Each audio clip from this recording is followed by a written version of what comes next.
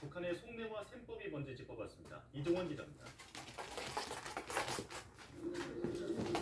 북한은 우리들이 보는 노동신문을 통해 남측의 반정부 시위나 실국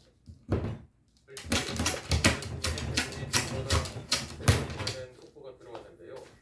앞서도 저희가 전해드렸지만 오늘 대국민 담화를 할 가능성이 있다라고 전해드렸습니다. 대통령실 고위 관계자는 연합뉴스 TV와의 통화에서 오늘 담화를 검토하는 것으로 안다고 전했는데 오늘 오전 10시 1시간도 남지 않은 상황에서 오늘 윤석열 대통령의 계엄 사태 관련 대국민 사과가 있을 전망이 나오고 있습니다. 네, 다시 한번 전해드리겠습니다. 오늘 예상된 윤 대통령의 탄핵 요구안 결의를 앞두고 있는 가운데 오전 10시 생중계로 윤 대통령이 대국민 담화를 열 계획이라는 속보가 지금 들어가 있습니다. 이번 담화에서 계엄 사태 대국민 사과를 할 것으로 전망이 되고 있는데요.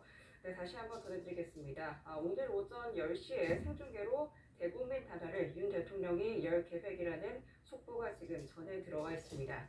네, 비상계엄 이후 윤석열 대통령의 공개 입장의 표명이 없던 가운데 종전 대통령실에서 속보가 들어왔습니다. 윤석열 대통령이 오늘 오전 10시 생중계로 대국민 담화를 할 예정인 것으로 전해졌습니다. 이번 담화에서 계엄 사태 관련 대국민 사과가 있을 전망인데요. 저희가 관련해서 추가 소식은 들어오는 대로 정리해서 전달드리도록 하겠습니다.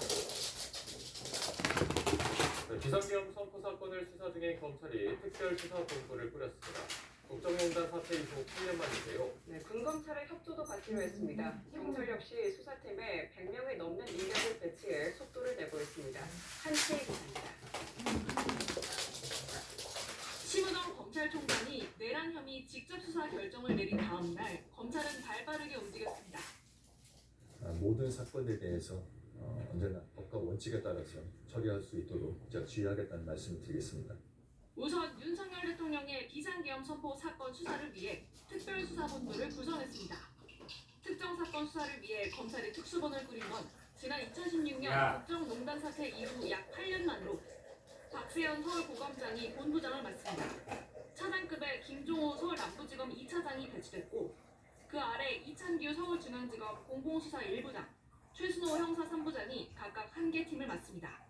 특수본의 규모는 검사 20명과 검찰 수사관 30여 명이며 본부는 서울 동부지검에 설치됩니다. 특수본은 군수사가 가능한 군검찰 인력도 파견받아 합동수사를 벌일 예정입니다.